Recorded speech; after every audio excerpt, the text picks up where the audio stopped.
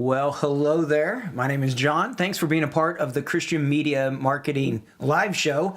I'm finding out that a lot of people are watching this after it's recorded. And so if you're logging onto YouTube or watching it on our Kavanaugh Media site later on, we hope that this is a blessing to you just as much as it is to those of you who are online right now, live with us as we do the show.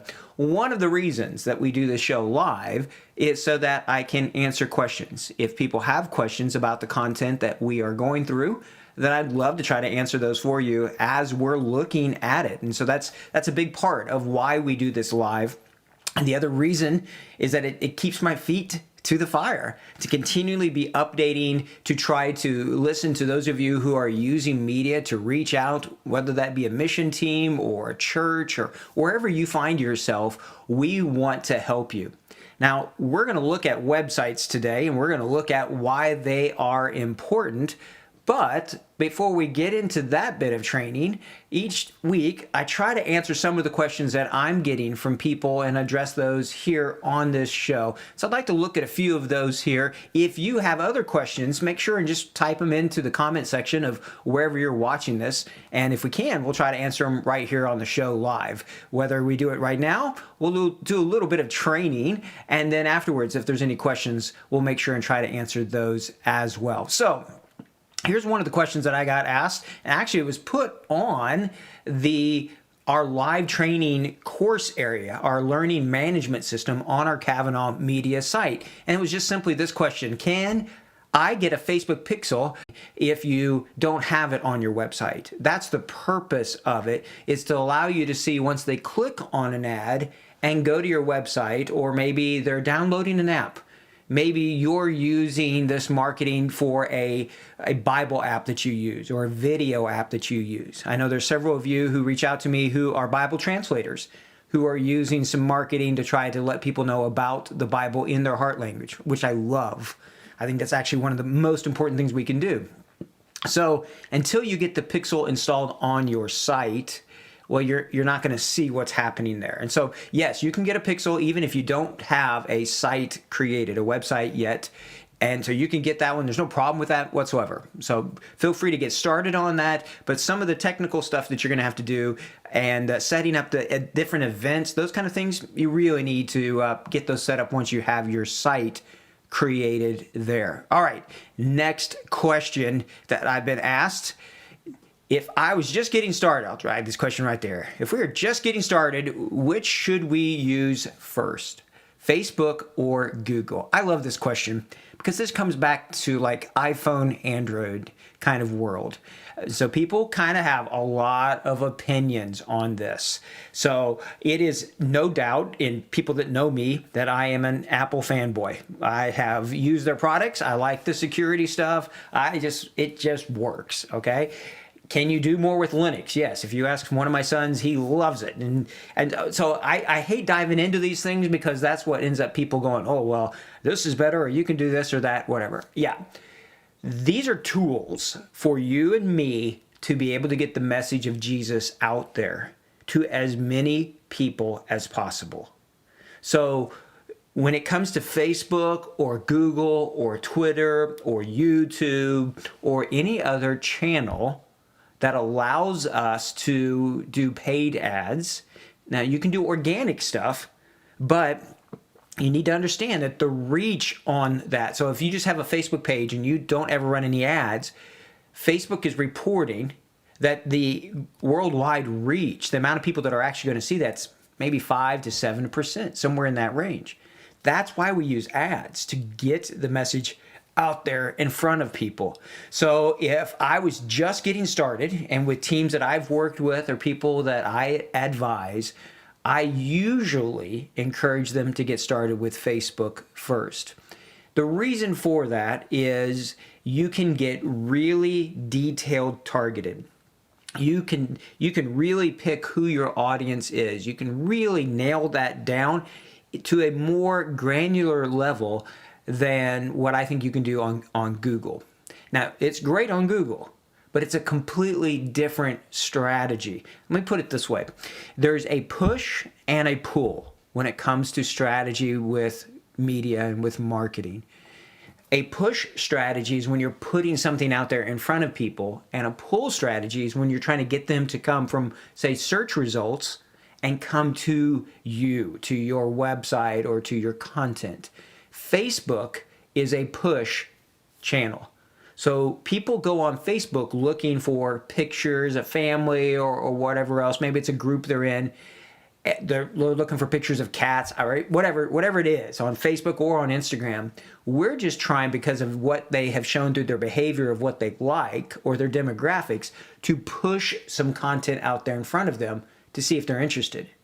A pull strategy is something like Google or even YouTube, where you are getting people who are already searching and you're trying to get your content in front of them and pull them from that search result to your website. Number one search engine in the world is Google. Number two is YouTube. So we're going to look at that in this live training. We're going to look at Google ads. We're going to look at YouTube ads. We're going to look maybe even at some other channels. We're going to dive into that. We're going to spend the time to look at those. But the reason I like Facebook so much, if you're just getting started, is that I feel like you can get faster results. Like, you can't control how many people are searching for that term that you're putting out there in your Google ads, or even maybe your YouTube one. You can control YouTube a little bit better for volume, but the search results from Google, they just are what they are. And if, depending on which words you're using, your keywords, if you're trying to compete against these major brands or really general terms that have hundreds of thousands of people searching, you can't afford that probably. So with Facebook, with not a lot of money, you can get your message out there in front of a lot of people who are really, really specific, tied to the kind of audience that you're trying to put maybe your video or whatever content you're trying to put in front of them. So if it's me, if we're just getting started, which should we use first? I tend to recommend that people start with Facebook first, unless there's a reason why that won't work for them. Or maybe that's not their demographic or the audience. Maybe they're a video group. Well, then YouTube would make sense maybe to just start with that. So if you're just getting started and you have to pick one, and I encourage you to do that, okay, pick one and learn it. Spend some time in it. Get your benchmarks. Learn from that process, and then start up maybe Google or YouTube. There's teams that I work with that have been running ads consistently for a year or longer. They're just now getting started doing the pull strategy. Okay, and then it's fun. It's game on, because now one can feed the other. But if you're just getting started, keep it simple. I would recommend Facebook if you're a church or a mission team. I think that's a pretty safe place to get started. All right. One more question before we dive into today's training specifically. And remember, if you have questions, make sure and just put those in the chat. If you want to, just let us know what things, if there's something else that you're curious about, and we'll try to help answer those. But for this today, this is the last question. What is the most important thing when it comes to media outreach, all right, and marketing? What's the most important thing? Is it your creative piece? Is it the videos that you're using? Is it your copy, your headlines? What's really, really important? I love the question. Let me see if I can at least give you my opinion on that. All right. What I see after doing this tens of thousands of times now, of running ads and from a lot of different accounts, is that it's not so much the content. So that's not to say that your video content or your pictures aren't important. I really value the Christian media creators that are out there. There are some really good friends of mine, some very creative people that are doing amazing things. So I love their content.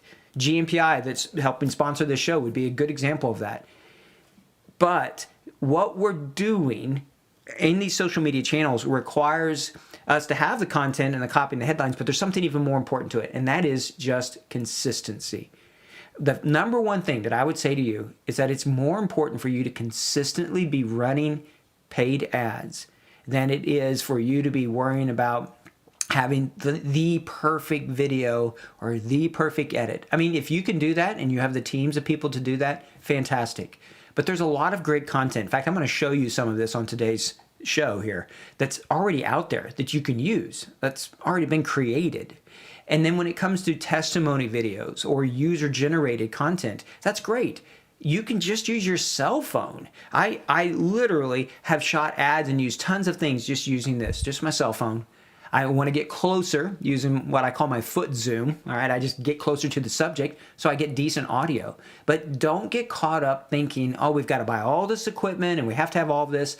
There's a lot of great content that's already out there that you can use. But consistency, the algorithms, they reward consistent users. So when you're consistently running ads, you're learning. The more times you press buttons, the better you get at it. The more you're learning back from your audience about what they like or maybe don't like. But you're also doing a consistent ad spend. And the algorithms like that. So this looks different than maybe traditional marketing, where as Easter approaches, maybe if you're at a church, you've ran an ad in the religious section of your local paper as it gets close to Easter. I understand why we do that. I've never understood, though, really why that way of doing it. It makes more sense to continually run ads and be out there in front of people's minds, to be having them aware of your, for lack of a better word, brand, what it is that you're standing for or what you are about. So consistency to me is the most important thing. Now, when it does come to the ad, usually people look at the creative, so that video or picture first, then they look at the headline, then they look at the copy if they're going to decide. So yeah, we want to have great media content, but we really want to align to what the Spirit is doing, listen to people, and then put out content that is going to lift Jesus up. And there's some great content already created out there that you could potentially use. Like I said, I'll show you those later on in today's show. Now, I hope that answers, for those of you who had asked those questions, helps answer your questions for you. Obviously, it's just my opinion, and I used to joke when I was a professor, I hold the right to be wrong, but none of us think that we're wrong. None of us hold on to views that we know are wrong. So if I find something that's different, you're going to hear it from me of I've changed my view or I've changed what I'm doing. I'm constantly trying to think and work and get ahead of some of these things. And so this is just one person's view. This is just my opinion, but I hope that it helps you. I really, really do. All right, so a website. Why even use it? I mean, I've heard this question before from people saying, well, let's just create a private Facebook group and let's just bring people into that. There's some serious flaws with that kind of a strategy. One of them is just simply, if you're working in a mission context, we're trying to reach out into people's relationship networks, their oikos. And for many of you who watch this show, there's major security risk involved where you don't want to just start lumping everybody into a group, a big room or whatever. Okay? And so that's just a risky thing there to do. And so, plus the ability to be able to retarget and do so much more from it. So I really want to encourage you to consider having a website. Next week, we're going to look at components of what makes a good website. We're going to look at speed and how you can determine speed for your website. How fast is it? Things that you're putting on the page, are they slowing it down, speeding it up? And we're really going to kind of do a really deep dive a little bit about how to make your website even better. But this week, I just want to talk about having a website. And you might think, well, everybody's got a website, at least like here in North America, every church does. Yeah, but they're not necessarily very good many times. And we're missing out on it. The pandemic has caused people to use the web so much more, and websites are part of it. So I don't want to rob from the training I'm about to give to you, but this is a video that I shot just a couple weeks ago that is a part of a training course, part of a group that I help coach and work with called Media to Movements. And in that course, you have people trying to help teams leverage media to be able to do that. I specialize in the marketing area, specifically in that coaching group. But this is just a quick training video from that. And so I thought I would share that with you all today, and then we can talk a little bit more about that. And I'm going to give you some live website examples after we're done. All right. Remember, if you have questions, put them in the comments of whatever channel you're watching right there, and we'll try to address those when we finish with this training video. So here we go, and here is why I have a website. Just a little bit of training about the reason of why. If we're going to be doing social media marketing, why do we even need a website? What's the purpose? Why not just put everything on Facebook or everything on YouTube? Well, you can do that, and maybe that is a part of your strategy. But I want you to consider that having a website can really help you in your overall media to movement efforts. The main reason why I tell people to consider having a website is that a website is kind of like your own house. You own it. If you want to change the wall colors, or if you want to knock out a wall, well, you can do that. But if you're using a rental property, you just don't have the ability to do that. The owners don't like it when people start knocking walls out or changing drastic things on that property that they don't own. Social media channels, well, we don't own them.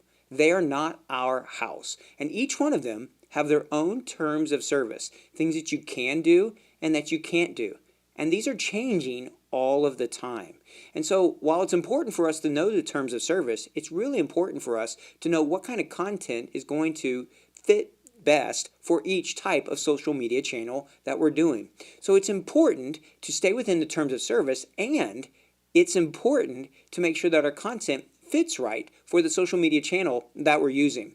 If you're using videos and articles, maybe images with scripture on them and your logo, all of these things do well on certain platforms. For example, the length of the content itself can determine what happens.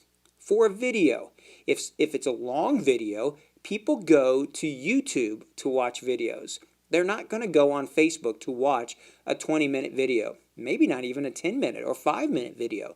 Short videos seem to do well on Facebook, but we can use it as a trailer to drive traffic to the website where the longer video might be.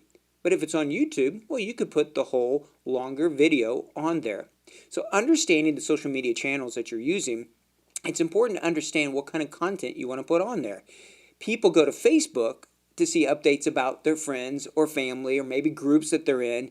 They just don't go on there to watch long form video usually. So really pay attention to which platforms you're using and put content that fits right on them. Now the beauty of a website is that you don't have to worry about that.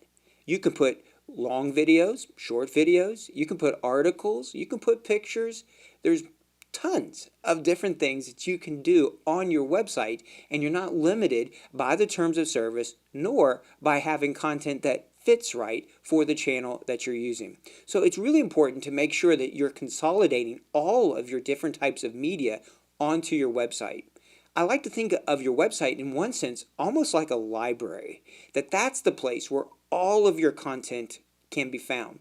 For example, if you're putting your stuff only on a Facebook page, well, after 2 or 3 months of doing that, the posts that you put, the videos that you put on there organically, those non-paid ads, they're buried down in the feed of the person who might come to your page. But if they come to your website, they can see all of that content. And that's also why it's really important to have a search bar on your website, because there on your website, when people search for a certain subject, it will let you know what people are looking for, which in turn can help you know what kind of content you need to be creating.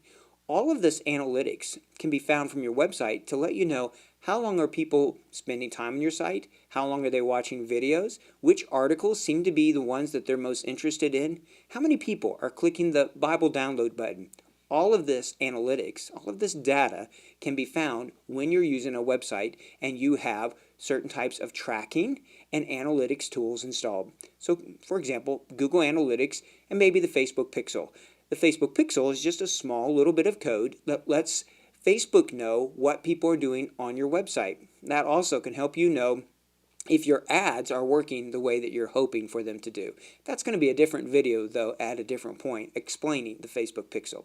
So in the end, there's limitations, there's all sorts of stuff that come with social media channels. They're great, they're a part of our media to movement strategy, and we really want you to consider having multiple different channels. Maybe a Facebook page and a YouTube page later on. Using Google ads, Facebook ads, but in the end, we believe that having a website will add tremendous value to your outreach efforts. All right, I hope that makes sense. Just a quick video, which is a part of a larger training courses that we're doing. And a lot of this material on Google Analytics and analyzing all of that, we're actually going to look at that next week, how to analyze your own website. But I hope that that makes sense. The terms of service are always changing, and it just seems like each different channel has their own thing that makes sense to them. This is also why it's important that you post the right content to the right channel. It's possible for you to use a service like Agorapulse or Hootsuite or something like that and just create something and put it out there on everything, on Twitter, on Facebook, on Instagram. But people know if you're really using that platform just right. So if it's breaking up or if the words are too long for Twitter or whatever, people know that you're not really on there doing it at that time. So using each of these social media channels in the right way, but then using your website as that library to gather everything together. That's really, really important. So I want to show you some live examples of a couple different sites and different ways to do that. Remember, if you have any questions, please reach out here, give us those comments on the thing. But let's dive into it. I want to look to you to show you here a few different examples. So this is right here a site, and this is a WordPress site that you're seeing. Very large picture at the beginning of this, and blurring the things out. The focus is right there. It is logoed, which is great to have on your website. So this is a very good looking site right here. Now, as you get into it, the only thing I would say on that is I really wish this person in the picture was looking at us. The human eye is extremely powerful for getting people's attention and to watch. But on this site, I know it's in another language, but we have here the home page, who we are, how to contact us, and how to get a Bible. This is an outreach page. What it has on it as well are a couple of testimonies right from the beginning on the site, and then there's just a little bit more information on there that they can click on to continue on. And as you also see that the Facebook Pixel has been installed on the site so that you can chat right there with them. So when you get to the part about the who are we, now this is the part where you can really share your testimony. But here's a key thing. Whether you are a church or you are a mission team or whatever, this is not for you to talk about, we've been around for 50 years, or this is about connecting with your audience. So it's like the idea of a testimony. You start where they are and you share how Christ is making an impact and bringing hope and grace and peace to you. And then I really encourage you using the word we. Let them know that they are not alone. So this is a WordPress site. It is not a hard site. To build, and there's a theme that's being used to build this whole one. Here's another example. This is a video site. I really like it. And on this site, you can click on a video, and then when there's going to give you different examples, when you click on one of them, then the video shows up here. This video is embedded. This is a key thing. You do not want you to store videos on your own website. So you want to use a service like YouTube or Vimeo, Vimeo. I really like that one. So because you do not have the bandwidth to be serving all of these videos. Okay, and so be careful. Site speed is important. You can find something in a cheaper price sometimes, but the site will be really slow. We'll talk more about that. So then even on this site, there's a little bit of devotion that's going on, some issues and questions to think through the material. There's a place where you can download the app right here, and some Bible verses. I really like this site a lot. I like the content a lot as well. Let me give you one more. This is our own site here at Kavanaugh Media, and I just want to let you know about something that we've made available. And if you don't listen to our podcast, and you may have missed this, but we just put up an area that is add resources. So when you click on that, you're going to see that there are several different types of content, and we're working right now. We have, I think, one or two other ones that we're building out, and it tells you what is the media that you could use. So for example, this one is using Lumo or Jesus Film. And then there's a whole series of videos that are on here. Here's the GMPI Global Gospel one. I'm going to click on that one, and it's going to actually open up a new site. And when you go to their site, you can look at the themes. So let's say you want to do something about love.